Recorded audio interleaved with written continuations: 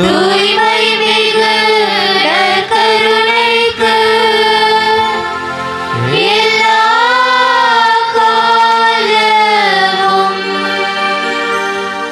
ஆராதனையும் புகழும் ஆட்சியும் உண்டாக கடவது.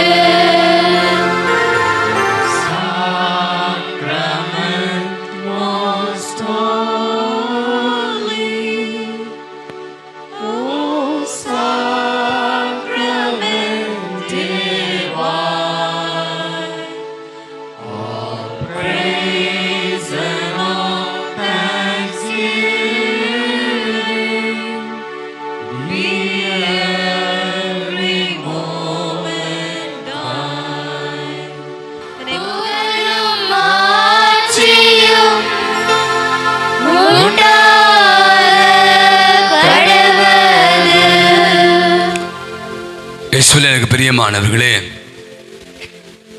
இந்த 2024ஆம் ஆண்டு புத்தாண்டை நாம் துவங்கி ஜனவரி மாதம் முதல் நாள் ஹாப்பி நியூ இயர் அப்படின்னு சொல்லி ஒரு புத்தாண்டை கடவுள் நமக்கு கொடுத்த வரப்பிரசாதமாக பெற்றுக்கொண்டோம். இந்த ஆண்டிலே பல காரியங்கள் நம்முடைய வாழ்வு, நம் குடும்பம், நம்ம இனி இருக்கிற பல விஷயங்களை அவர் முன்பாக சமர்ப்பித்து ஒரு நம்பிக்கையோடு ஒரு கனவோடு இந்த புதிய ஆண்டை நாம் துள்ளலோடு மகிழ்வோடு துவங்கினோம். திரும்பி பார்க்கிறேன், 30 நாட்கள் ஓடிவிட்டது. இன்னைக்கு ஜனவரி மாதம் 30ஆம் தேதி, நாளை 31, அதோடு இந்த மாதம் நிறைவு பெறுகிறார். அப்படி யோசித்துக் கொண்டிருந்த போது இந்த 30 நாட்கள், ஜனவரி மாதம் என்றால் உங்களுக்கு தெரியும், ஒரு பயங்கரமான சந்தோஷமான ஒரு மாதம். வழக்கமாக புத்தாண்டு தொடர்ந்து நிறைய விடுமுறைகள், நிறைய கொண்டாட்டங்கள், நிறைய திருவிழாக்கள் அப்படின்னு பல விஷயங்கள். அதிக பொங்கல், அதை தொடர்ந்து நிறைய லீவ். கடந்த வாரம் தைப்பூசம் அல்லது அந்த மாதிரி குடியரசு தினம் அப்படி என்று வீக்கெண்ட் 4 நாள் 3 நாள் என்று பல நாட்கள் நமக்கு விடுமுறைகள். நம்முடைய குடும்பங்களை தை மாதத்தில் நிறைய திருமணங்கள், நிறைய சுப காரியங்கள், நம்முடைய ஊர்களில் திருவிழாக்கள், இப்படி என்று நம்ம பார்த்தீங்கன்னா இந்த 30 நாட்களை எப்படி கொஞ்சம் அலசி பார்த்தோம் என்றால் நிறைய மகிழ்வான தருணங்கள், நிறைய சுற்றுலா தலங்களுக்கு எல்லாம் குடும்பத்தோடு கூட சென்று வந்திருக்கலாம். வேளாங்கண்ணிக்கு போய் வந்திருக்கலாம், பல இடங்களுக்கு சென்று வந்திருக்கிறோம்.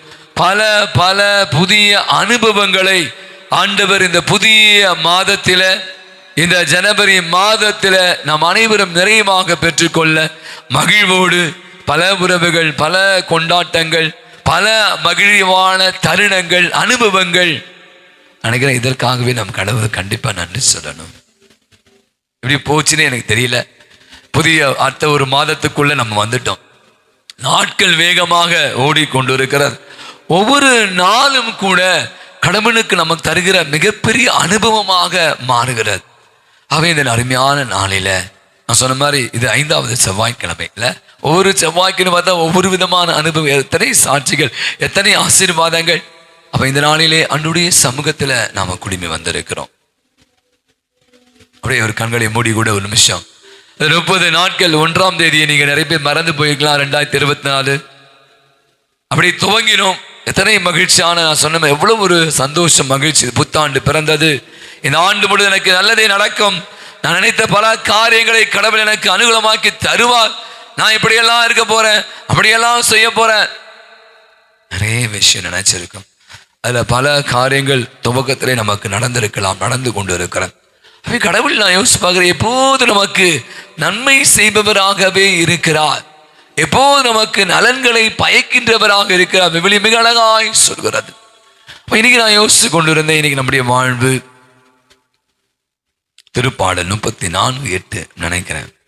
அது சொல்றார், நான் என் கண்ணை உன் கண்ணில் வைத்து, நான் என் கண்ணை உன் கண்ணில் வைத்து உனக்கு ஆலோசனை சொல்லுவேன்.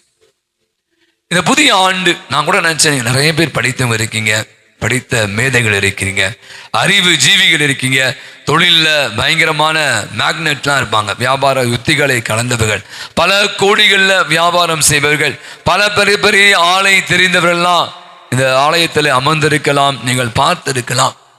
அப்போ இன்னைக்கு நிறைய நேரங்களில் நாம் காண்கிற சில பல விஷயங்கள் பார்த்தீங்கன்னா, என்னுடைய சொந்த அறிவை, என்னுடைய சொந்த புத்தியை, என்னுடைய பல பலத்தை, என்னுடைய ஆட்பலத்தை எல்லாம் நான் யோசிக்கிற பொழுது நிறைய நேரங்களில் சில பல நேரங்களில் நான் விழுந்து விடுகிறேன். என்னுடைய முடிவுகள் எல்லாம் தவறாகவே இருக்கிறது. ஐயோ போய் கையை சுட்டுக்கிட்டேனே, கொஞ்சம் கூட யோசிச்சிருக்கலாமோ அப்படின்ற நினைவு பல. இங்கே தான் இந்த வசனம் சொல்கிறது, என் கண்ணை உன் கண்ணில் வைத்து நான் உனக்கு ஆலோசனை சொல்லுவேன். இன்னைக்கு நானும் நீங்களும் கூட ஆண்டவருடைய சமூகத்தில் இருக்கிறோம். ஆலோசனையின் கர்த்தர், ஆலோசனை கர்த்தர். ஆண்டவருடைய ஆலோசனை நம்ம தினதோறும் கேட்கணுங்க. ஒண்ணுமே இல்லை, வேஸ்ட், ஒண்ணுமே இல்லை. என்னிடம் ஒருத்தர் பேசி கொண்டு இருந்தாங்க. இந்த பவிதாரணி ஒரு மகள், இளையராஜாவோட மகள் இறந்து போனார். அவங்க சாதாரண ஒரு குடும்பத்தை சேர்ந்த படிப்பறிவு இல்லாத குடும்பஸ்திரி. அவங்க சொல்றாங்க, கோடிக்கணக்கிலே இளையராஜாவிடம் பணம் கொட்டி கிடந்தது. கோடிக்கணக்கிலே புகழுடைய உச்சியில் இருக்கிறார். மோடியை பற்றி புகழ்ந்து பேசி கொண்டு இருக்கிறார். ஆனால் அவருடைய மகளுடைய உயிரை காப்பாற்ற அவரால் முடியும். பணம் இருந்தும் அவருக்கு பிரயோஜனம் எல்லாம் போச்சு. பெரிய பெரிய ஆட்பலம் இருந்தும் கூட அந்த மகனுடைய உயிரை காப்பாற்ற முடியாமல் போய்விட்டது அப்படின்னு சொல்லி சாதாரண பேசி கொண்டுதான். அப்படி ஒரு ஸ்ட்ரைக் ஆச்சு எனக்கு தான். அப்போ இன்னைக்கு பாருங்க, நம்முடைய வாழ்வை யோசிக்கிற போது அந்த இறப்பை பற்றி பேசவில்லை. நான் சொல்றேன், இத்தனை விஷயம் இருந்தும் கூட இங்க வரணும். நீங்க நாம் அனைவருமாக ஆண்டுடைய சமூகத்தில் வந்திருக்கிறோம். அழகான ஒரு பாடல், யோசனையில் பெரியவரே ஆராதனை செய்கிறேன் என்ற பாடலை அப்படியே எழுந்து நிற்போம். இருட்டாக இருந்தாலும் பரவாயில்லை, நம்ம ஆராதனையிலே ஆண்டவரோடு இணைந்து இருக்கிறோம். நம்முடைய பராக்குகளை இடம் கூடாமல் இந்த இருட்டில ஆண்டவரை மட்டும் விட்டு நோக்குங்க. அவர் நமக்கு ஆலோசனை செய்பவர், அவர் நமக்கு யோசனை கொடுப்பவர்.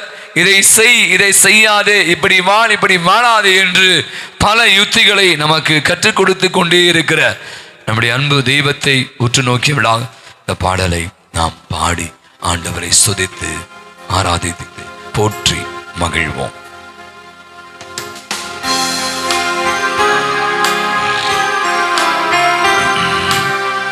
கரங்களை கூட தட்டலாம். யோசனையில் பெரியவரே ஆராதனை, ஆராதனை செயல்களிலே வல்லவரே ஆராதனை, ஆராதனை ஓசானா உன்னத தேவனே ஓசானா, ஓசானா, ஓசானா, ஓசானா. உன்னத தேவனே ஓசானா, ஓசானா, ஓசானா. கண்மணி போல நம்மை காக்கிற தெய்வம், கழுகு போல நம்மை சுமப்பவர் இதோ நம்மத்தில் இருக்கிறார். அவரை ஆராதித்து துதித்து போற்றுவோம். கண்மணி போல் காப்பவரே ஆராதனை, ஆராதனை கழுகு போல சுமப்பவரே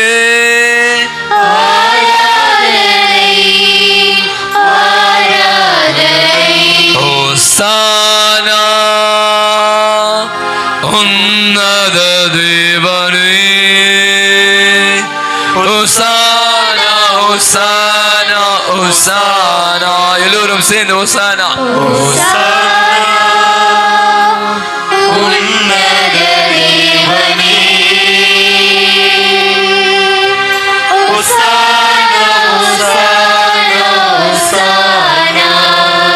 வழி நடத்தும் விண்மீனே ஆராதனை, ஆராதனை ஒளி வீசும் விடி வெள்ளியே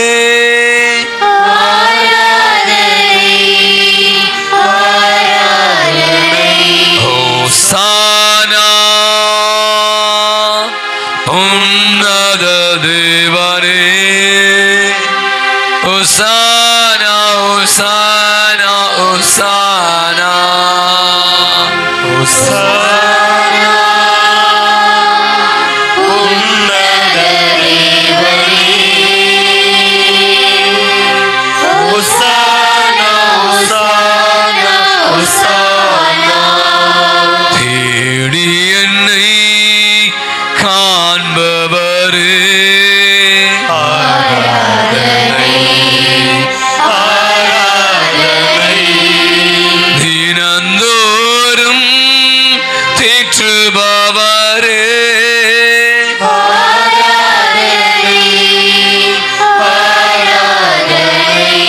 ஓசானா உன்னத தேவனே ஓசானா ஓசானா ஓசானா ஓசானா உன்னத தேவனே ஓசானா ஓசானா ஓசானா பரிசுத்தரே படைத்தவரே ஆராதனை ஆராதனை பாவங்களை மன்னித்தவரே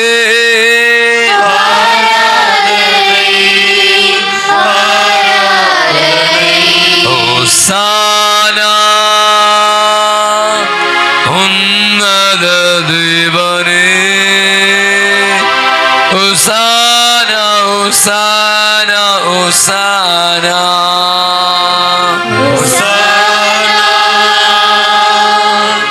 உன்னத தேவனே ஓசானா ஓசானா ஓசானா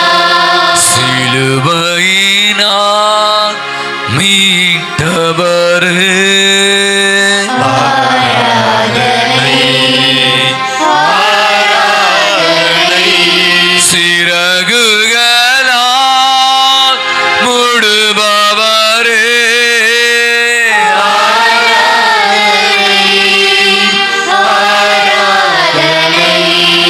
ஓசானா உன்னத தேவனே ஓசானா ஓசானா ஓசானா ஓசானா உன்னத தேவனே ஓசானா ஓசானா ஓசானா யோசனையில் பெரியவரே ஆராதனை ஆராதனை செயல்களிலே வல்லவரே ஆராதனை ஆராதனை எல்லோரும் சேர்ந்து ஓசானா ஓசானா கரங்களை உயர்த்தி உன்னத தேவனே எல்லோருமாக வாயை திறந்து ஓசானா ஓசானா ஓசானா ஓசானா சேர்ந்து உன்னத தேவனே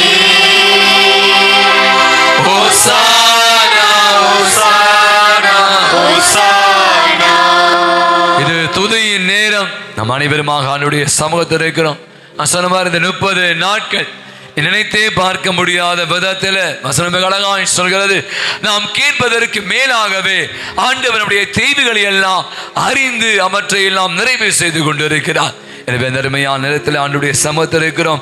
ஆண்டவரை மட்டும் உற்று நோக்கி ஆண்டவரை நாம் ஒரு மிஷியாய் ஸ்துதிக்கலாம், அவரை போற்றலாம், அவரை வாழ்த்தலாம், அவரை வணங்கி ஆராதிப்ப. எல்லோரும் வாயை திறந்த ஆண்டவர் ஸ்துதி. ஆண்டவரே நன்றி இயேசுவே. அனைவருமாக வாயை திறங்க. நன்றி ஆண்டவரே இயேசுவே.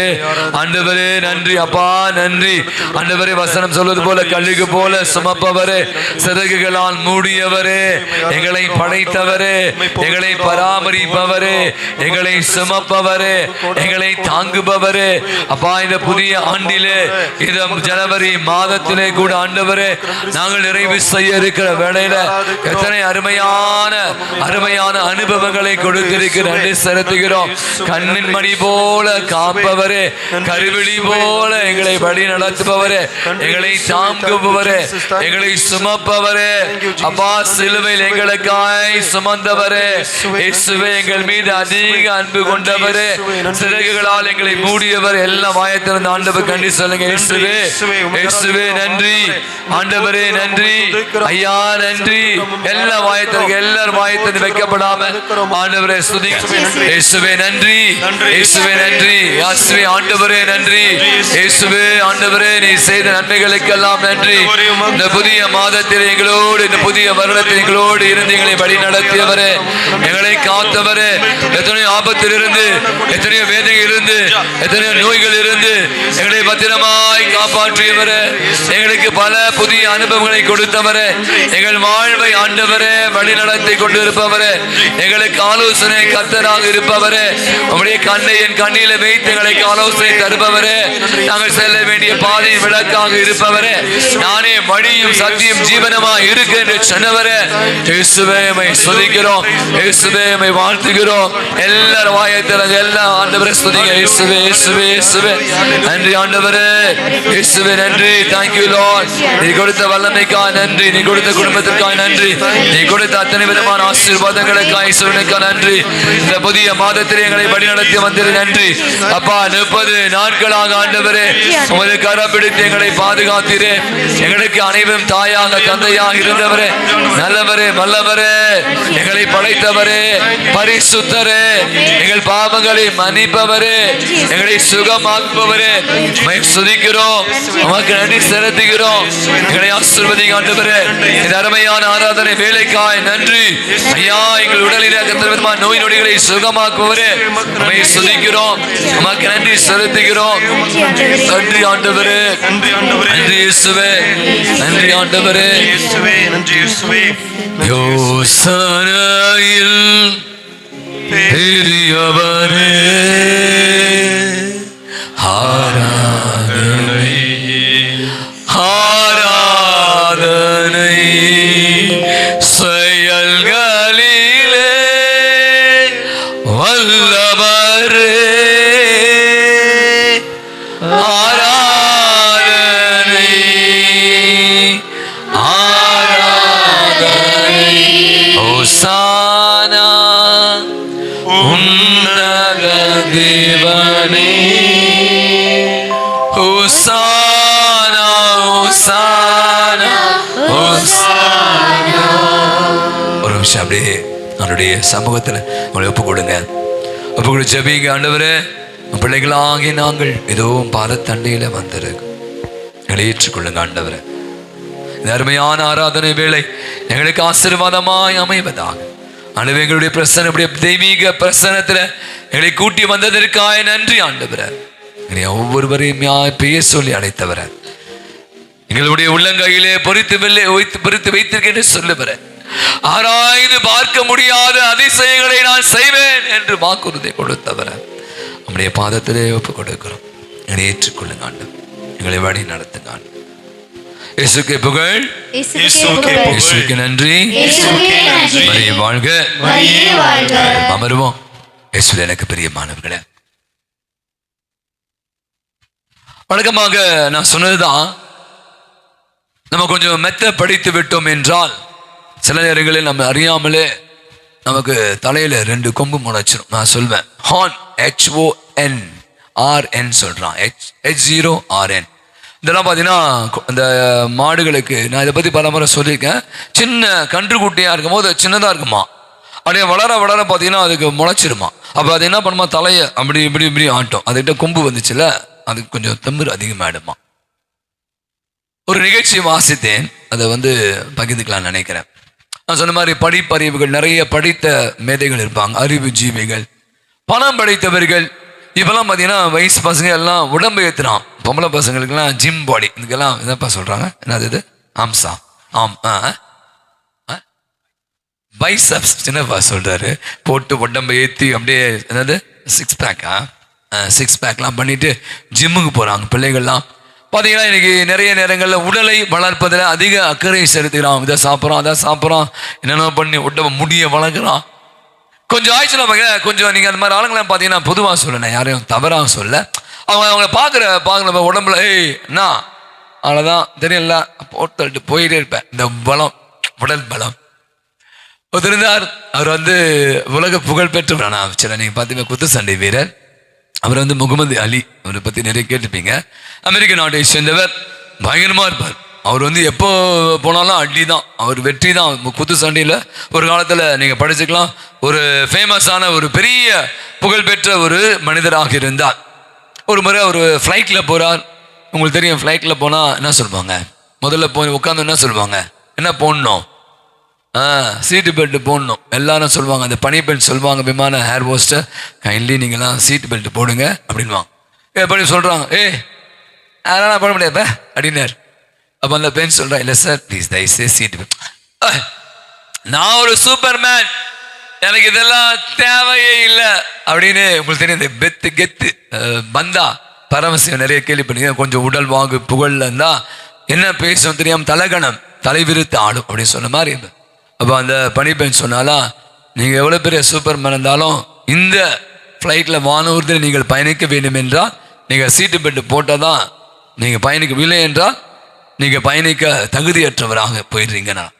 அவர் கொஞ்சம் பந்தா காட்டினார், வேறு வழி இல்லாமல் அதை அந்த சீட்டு பெல்ட்டை போட்டு அதுக்கப்புறம் அந்த பயணத்தை தொடர்ந்தார். ஒரு சிறிய நிகழ்ச்சி தான். நான் யோசிச்சு பார்க்குறேன், எனக்கு நிறைய நேரங்களில் நம்முடைய அன்றாட வாழ்வில் இந்த தலைகணம் அப்படி ஒரு விஷயத்தை கூட நம்ம சிந்திக்கலாம். நீங்கள் நம்ம கேட்ட முதல் வாசகம் அதான், அப்சலம் எவ்வளவுக்கு நான் அவனை பற்றி விவிலியம் மிக அழகாக சொல்கிறது.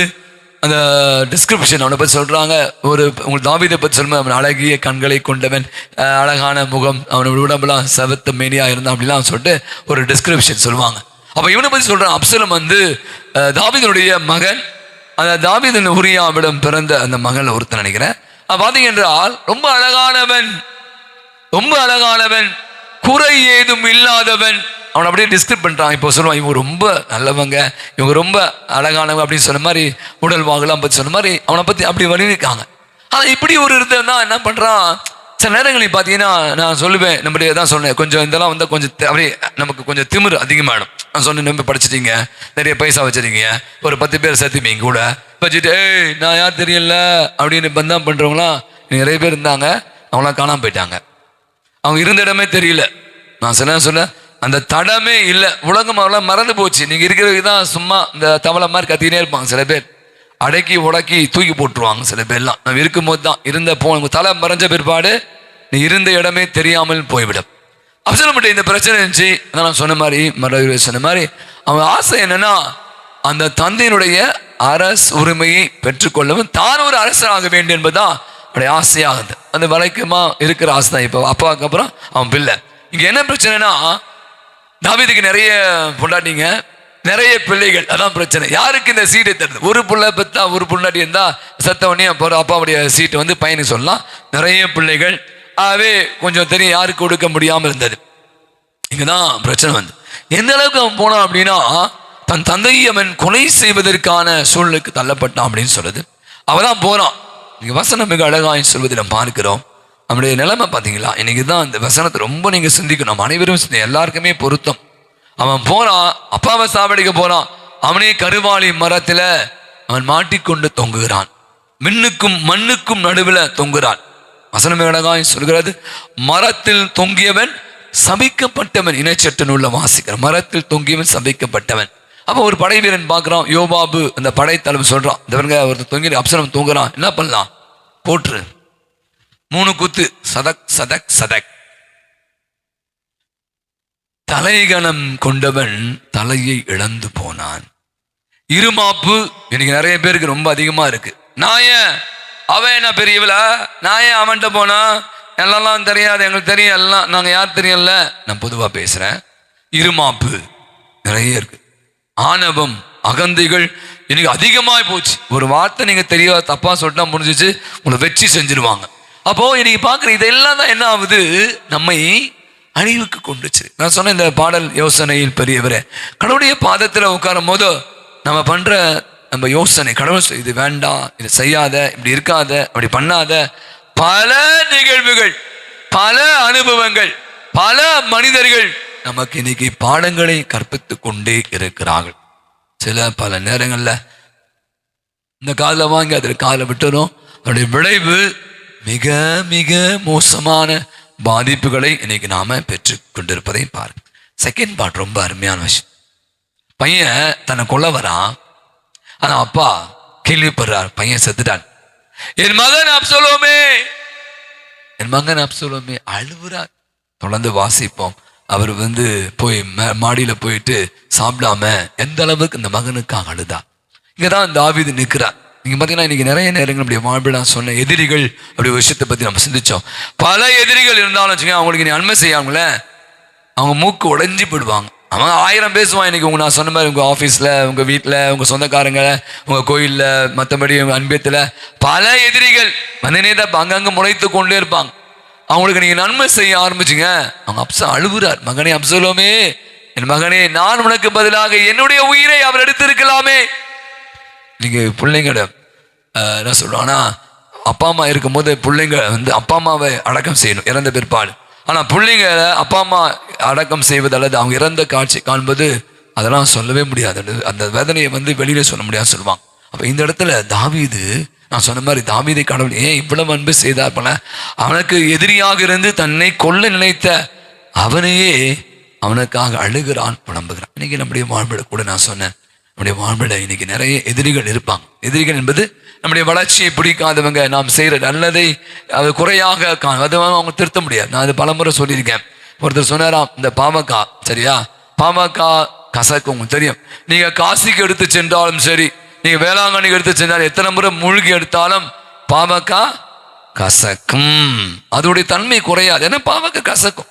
சில ஜென்மங்கள் சில மனிதர்கள் அப்படிதான் இருப்பாங்க. அவங்க தெரியும், அவங்க எல்லாம் தெரியும், ஆனா அவங்களுக்கு அடி பலமா இருக்கும். அதை நான் சொல்ல வெளியே மிக அழகாக சொல்லுது. அவ இன்னைக்கு 2வது பகுதிக்கு போயிடலாம். நம்ம நற்செய்தியை வாசித்தோம். ரொம்ப அழகான ஒரு நற்செய்தி, பிடிச்சமான ஒரு நற்செய்தி. 12 ஆண்டுகளாக அந்த இரத்த போக்கினால் அவதியுற்ற வசனம் அழகாய், தனக்குள்ள எல்லாவற்றையும் செலவழித்தும். நிறைய பேருக்காக நீ தெரியும், நான் பார்த்துருக்கிறேன். நிறைய பேரை பத்தி கேள்வி, குறிப்பாக நமது உடல்நலம் அப்படின்னா ஐயோ நம்ம காட்டுற முக்கியத்துவம். பெரிய மருத்துவமனை, மல்டி ஸ்பெஷாலிட்டி ஹாஸ்பிட்டல், அந்த டாக்டர்கிட்ட போங்க, 1500 ரூபாய் கன்சல்டேஷன் ஃபீஸ், பிரச்சனையே இல்லை. அவர் சொல்வார், இத்தனை ஸ்கேன் எடுங்க, இத்தனை சிடி ஸ்கேன் எடுங்க, எம்ஆர்ஐ எடுங்க. ஏன் எது கேட்கவே மாட்டோம். அந்த மருந்து இந்த மருந்து ரொம்ப காஸ்ட்லியான மருந்து, ஒரு ஊசி 1 லட்சம், பரவாயில்ல போடுங்க. உடல் நலத்தை பேணுவதில் நம்ம அனைவருமே காசு பணம் நம்ம பார்க்கவே மாட்டோம். எல்லாம் எனக்கு தான். நம்ம வீட்டில் வேற யாருக்காச்சுங்க, எதுக்கு இவ்வளோ செலவு பண்ணணும், ஏன் அந்த ஸ்கேன் எடுக்கணும், ஏன் இவ்வளோ மாத்திரை வாங்கணும், மற்றவங்க மட்டும் கணக்கு எடுப்போம். நமக்குன்னு வந்தா நம்ம அனைவருமே கணக்கு தண்ணி மாதிரி இந்த மருத்துவமனைக்கு இன்னைக்கு நிறைய பேர் செலவு பண்ணி கொண்டு இருக்கிறான். ஆனா என்ன விஷயம் அப்படின்னா சிரிப்பா இருக்கும். எல்லாம் எடுத்தீங்கன்னா என்ன வரும் ரிசல்ட், என்ன நார்மல், எல்லாம் நார்மல். எதுக்குடா இவ்வளோ பைசா, எதுக்கு இவ்வளோ மருந்து, எல்லாம் வேஸ்டா போகும். இங்க பாத்தீங்கன்னா இந்த பெண்ணை இப்படிதான் பார்க்கிறேன், தனக்குள்ளதெல்லாம் செலவழி. 1 ஆண்டு அல்ல, 2 ஆண்டு அல்ல, 12 ஆண்டுகள். ஆனா ஒரு விஷயம் தான் எனக்கு பிடிச்சது, இந்த பிள்ளை, இந்த அம்மா, அவ்வளோ கூட்டம், அவருடைய ஆடின் விளிம்பை நான் தொட்டாலே சுகமாவேன் அப்படின்னு நினைச்சா, தொட்டால் சுகமானாள். நான் கூட யோசிச்சு பாக்குறேன், இன்னைக்கு இந்த யாயீர் என்பவன் யார், அந்த நிகழ்ச்சியை தொடர்புபடுத்துறேன். அவன் ஒரு தொழுகை கூடத்தினுடைய தலைவன். நினைக்கிற மாதிரி சாதாரண ஆள்ல, அங்க இருக்க எல்லாரையும் அவனை ரொம்ப உயர்வாக பார்க்கக்கூடிய வசனம் அழகாய் சொல்கிறது, அவன் அவர் காலில் விழுந்து, யார் காலில் இயேசுடைய காலில் விழுந்து, நீர் என் மகளின் கையை தொட்டால், கையை வச்சாலே போதும், அவள் நலம் அடைவாள். இதே இடத்த நம்ம லூக்கா நற்செய்தியை வாசிக்கிறோம், மத்தேயுல வாசிங்க அப்படின்னா, நீ என் வீட்டுக்கு வர நான் தகுதியற்றவன், நீ ஒரு வார்த்தை சொன்னால் போதும் என் ஊழியன் குணமடையும். இப்ப நீங்க பாத்தீங்கன்னா இந்த 2 பேரும், அவ எத்தனை வயசு, இந்த பொண்ணுக்கு எத்தனை வயசு, 12. இந்த வயசு 12 வருடங்கள் ஆகும். நீ பாத்தீங்கன்னா அப்ப ஒரு விஷயம், 2 பேருமே இயேசுவை அறியாதவர்கள், இயேசு யார் என்பதை தெரியாதவர்கள். ஆனா இயேசுவோடு 3 ஆண்டுகள் இருந்தவர்கள், அவர்கள் உண்டு குடித்தவர்கள், அவர் செய்த அற்புதங்கள் அதிசயங்களை கண்டவர்கள். எத்தனை பேய் பிசாசுகளை ஓட்டினார், அந்த கடல்ல போகும்போது அந்த காற்றை கடலை அடக்கினார், எவ்வளோ விஷயங்களை செய்தார்.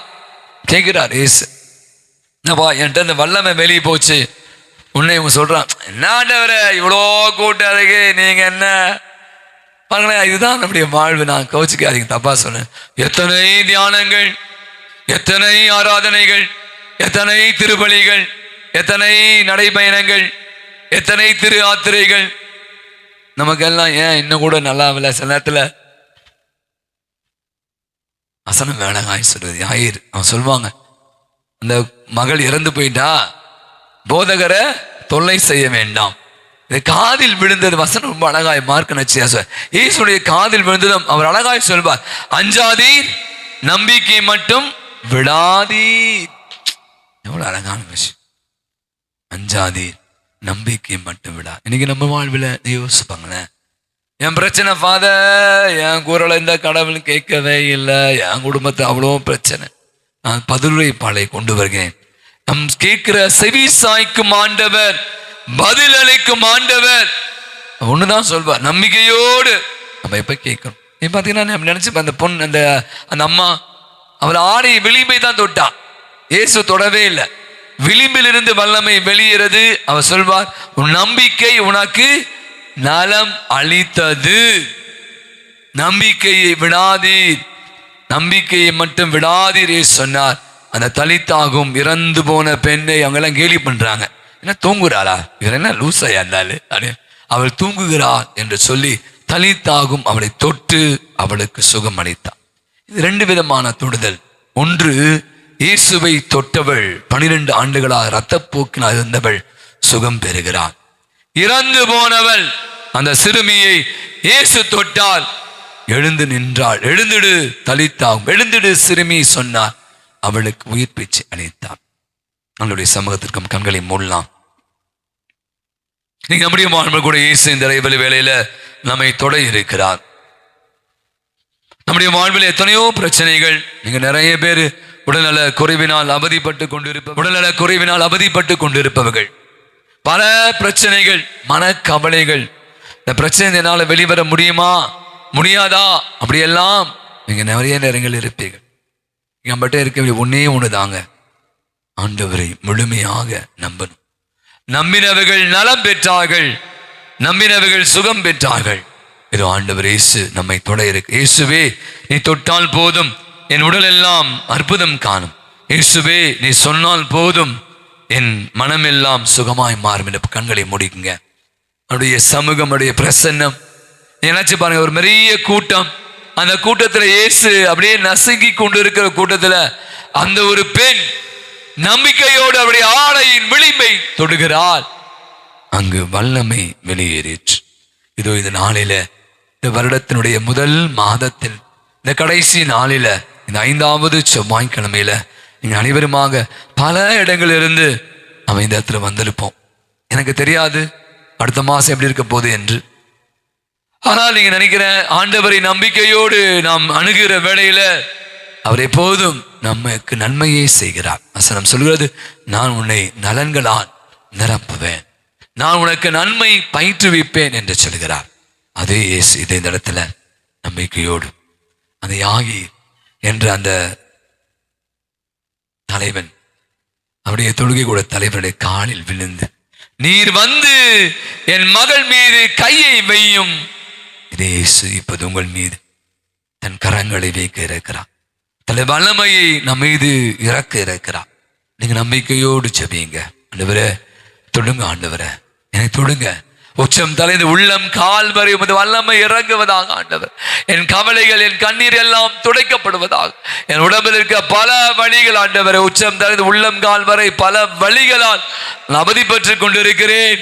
பல மருத்துவமனைகள், பல மருந்துகள், பல விதமான விதங்களே நான் அந்த நோயிலிருந்து வெளிவர முயற்சிக்கிறேன். எனக்கு சுகம் கிடைக்கவில்லை ஆண்டவரே என்று கவலையோடு கூட இருப்பவர்கள் நேரத்தில் ஆண்டவரை நோக்கி ஜெபிப்போம்.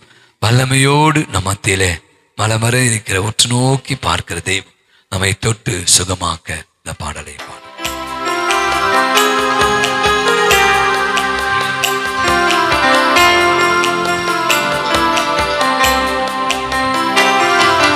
இயேசுவை நீ தொட்டால் போதும் என் உடல் எல்லாம் அற்புதம் காணும். இயேசுவை நீ தொட்டால் போதும் என் உடல் எல்லாம் அற்புதம் காணும். இயேசுவை நீ சொன்னால் போதும் என் மனம் எல்லாம் சுகமாய் மாறும்.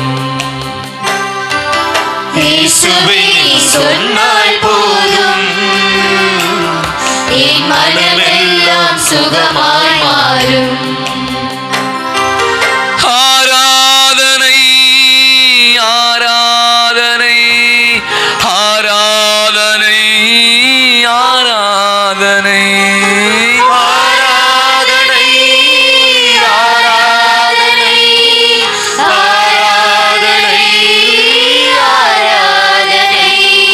இயேசுவை நீ தொட்டால் போதும்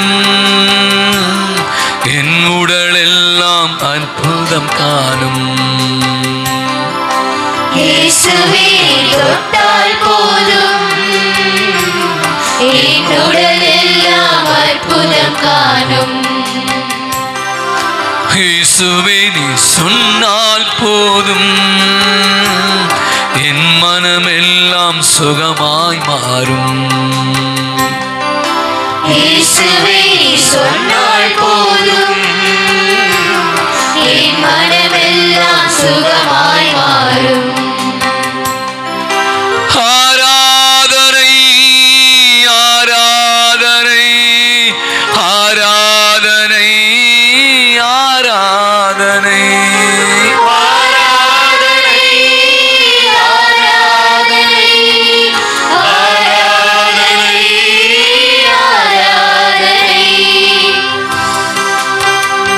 உணர்வேதும் இல்லாத என் வாழும் கூட உறவாக என்னோடு உடன் வாழ்வீர.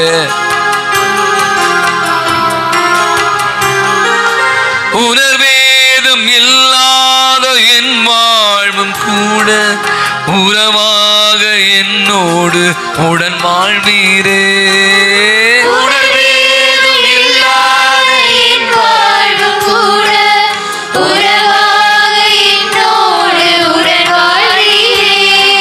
இயேசுவை நீ தொட்டால் போதும்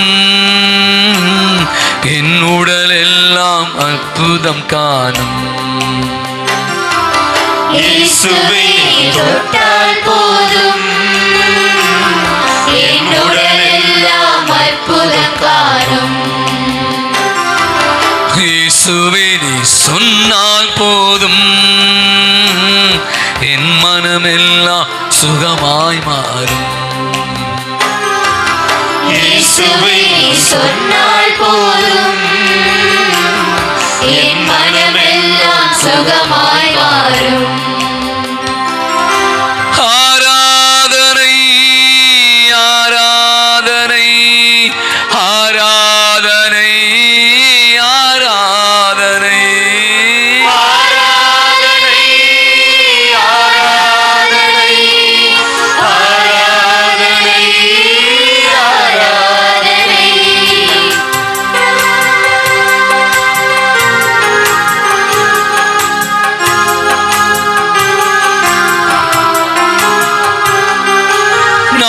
செய்து பேசாத என் வாயும் கூட வகை வகையாய் கீதங்கள் பாட செய்தீரே. செய்து பேசாத என் வாயும் கூட வகை வகையாய் கீதங்கள் பாட செய்தீரே. இயேசுவை நீ தொட்டால் போதும் என் உடல் எல்லாம் அற்புதம் காணும். இயேசுவை தொட்டால் போதும் என் அற்புதம் காணும். இயேசுவே நீ சொன்னால் போதும், என் அகமெல்லாம் சுகமாய் மாறும். இயேசுவே சொன்னால் போதும், என் மனமெல்லாம் சுகமாய் மாறும். ஆராதனை ஆராதனை ஆராதனை ஆராதனை ஆராதனை ஆராதனை ஆராதனை ஆராதனை ஆராதனை ஆராதனை ஆராதனை. இயேசுவே நீ தொட்டால் போதும், என் உடல் எல்லாம் அற்புதம் காணும். இயேசுவே நீ சொன்னால் போதும், என் மனமெல்லாம் சுகமாய் மாறும். ஒரு விஷயம் ஆண்டு விட்டு நோக்குங்க. இந்த இரவு வேளையில நான் சொன்னதுதான், நம்பிக்கையோடு அவரை அண்டி வந்த அத்தனை பேருக்கு அவர் நலம் அளித்தார். உன் நம்பிக்கை உனக்கு நலம் அளித்தது என்று சொல்லி எவ்வளவு வேதனைகள், எவ்வளவு கஷ்டங்கள், எவ்வளவு மன பாரங்களோடு அந்த மகள் அவருடைய ஆடையின் விளிம்பை தொட்ட போது அவள் நலம் அடைந்தாள், அவள் சுகம் அடைந்தாள். இங்க கூட நீங்க இருக்கீங்க, நாம் அனைவருமா இருக்கு. நம்மளோட நிறைய விஷயம் இருக்கு, வெளியில சொல்ல முடியாத விஷயங்கள், உடல் வருத்தங்கள், நோய்கள், பல கவலைகள் நம்மை பிடித்து கொண்டு இருக்கிறது. ஆண்டவர் சொல்றார், உன் நம்பிக்கை உனக்கு நலம் அளிக்கும். இறந்து போன மகளை நீங்க வந்து கை வைங்க ஆண்டவரே, நீங்க வச்சா போதும் ஆண்டவரே என்று அந்த தொழுகை கூட தலைவன் அவன் கூப்பிட்டான். இயேசு போனான். அஞ்சாதீர், இன்னைக்கு உங்களை என்னைய பார்த்து அஞ்சாதீர், நம்பிக்கையை மட்டும் கைவிடாதீர் சொல்கிறான். இன்னைக்கு நம்முடைய வாழ்வில் கூட நான் சொன்ன இந்த புதிய ஆண்டை துவங்கி இருக்கிறோம். இந்த ஆண்டு எப்படி இருக்க போகுதுன்னு தெரியாது, ஆனா ஒரு முதல் மாதத்தை முடிக்க இருக்கிறோம். இன்னொரு புதிய மாதத்திற்குள்ளாக நாம் செல்ல இருக்கிறோம். நிச்சயமா நான் சொல்வேன், அவனுடைய சமூகத்தில் வந்திருக்கிறீங்க, நம்பிக்கையோடு நீங்க ஜெபிக்கணும். அரைகுறை விசுவாசத்தோடு அல்ல, முழுமையான எல்லாம் உங்களால முடியும் ஆண்டவரே. மருந்துகள் மாத்திரைகள் செய்ய முடியாததை, பெரிய பெரிய மல்டி ஸ்பெஷாலிட்டி ஹாஸ்பிட்டல் நடக்க முடியாதை, கைதேந்த கைராசியான டாக்டர்கள் கூட செய்ய முடியாததை ஆண்டவரே நீங்க செய்வீங்க. உங்களால் மட்டும்தான் முடியும். என் வாழ்க்கையில் நடக்க இருக்க பல காரியங்கள் ஆண்டவரே உங்களால் மட்டும்தான் முடியும். ஒன்னே ஒண்ணுதான் செய்யணும், அவருடைய ஆலோசனையை நீங்க கேட்கணும், அவருடைய யோசனையை நீங்க கேட்கணும், அவருடைய பாதத்துல நம்ம அமரணும், அவரை அன்றாட நம்ம தேடணும். தேடுங்க, கண்டு கொள்வீர்கள். தேடியவர்கள் கண்டடைந்தார்கள் என்று வசனம் சொல்றது. நீங்க அவருடைய சமூகத்தில் வந்திருக்கிறோம், அவரை முகமுகமாய் காணக்கூடிய பாக்கத்தை கொடுத்திருக்கிறோம். நீங்களுடைய வாழ்வுல சுகம் நலம் நிச்சயமாய் உண்டு. இயேசு நம் பிணிகளை ஏற்றுக்கொண்டார், நம் நோய்களை சுகமாக்கினார், பாவங்கள் நமக்கு விடுதலை தந்தார் என்று ஏசாயா சொல்றார். நீங்க நம்முடைய நோய்களை பிணிகளை ஏற்றுக்கொண்டார், நம்மை சுமந்து காக்கிறவர், நமக்கு நலம் அளிப்பு. ஒப்பு கொடுங்க, ஒப்பு கொடு, ஜெபிங்க. ஆண்டவரே உம்மை நம்புறோம் ஆண்டவரே, உம்மை மட்டுமே நம்புறோம் ஆண்டவரே. நீங்க மட்டும்தான் ஆண்டவரே. என்னுடைய அறிவு, என்னுடைய பலம், என்னுடைய பலம், என்னுடைய மக்கள் பலம், என்னுடைய உடல் பலம் எல்லாம் வேஸ்ட். ஒன்றுமே அவர் முன்பாக ஜீரோ, ஒன்றுமே இல்லை. நீங்க இருந்த ஆண்டவரே நான் ஹீரோ, நான் ஜீரோ, நீங்க என் கூட இருந்தீங்கன்னா நான் ஹீரோ ஆண்டவரே என்று சொல்லக்கூடியவர்களாக நாம் மாறணும். அப்ப கொடுத்து ஜெபிப்போம். ஆசீர்வதிங்க ஆண்டவரே, வழி நடத்துங்க ஆண்டவரே. மாண்பீர் கீதத்தை பாடி ஆசிரியை பெற்றுக்கொள்வோம்.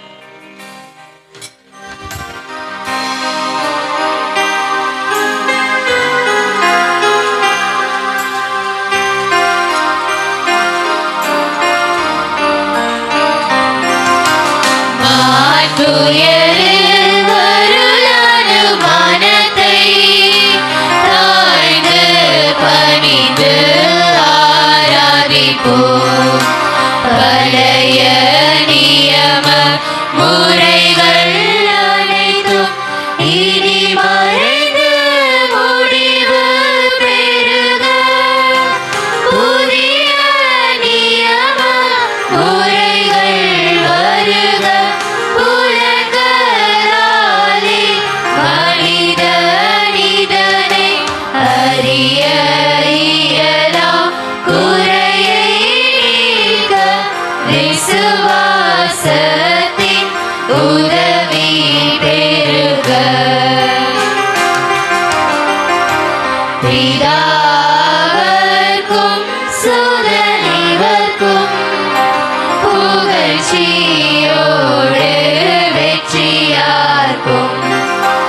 மீட்பின் பெருமை மகிமையோடு வலிமை வாழ்த்து யாவுமாக இருவரிடமாய் வருகின்றவராம் தூய ஆவி ஆனவர்க்கும் அளவில்லாத சம புகழ்ச்சி என்றுமே உண்டாகுக.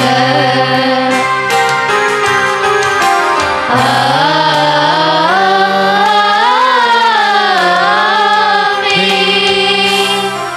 ஜெபிப்போமாக. இறைவா, இந்த வியப்புக்குரிய திருவருள் சாதனத்திலே உம்முடைய திருபாலினை எங்களுக்கு விட்டு சென்றேன். உமது திருவிழா திரு அத்தம் இவற்றின் மறைபரனை வணங்கும் நாங்கள் உமை பின் பெயர் இடைவிடாமல் அனுபவிக்க அருள் புரிவீராக. உமோடு என்றென்று வாழ்ந்து ஆட்சி செலுத்துகிற உமை மன்றாடுகிறோம். ஆமென்.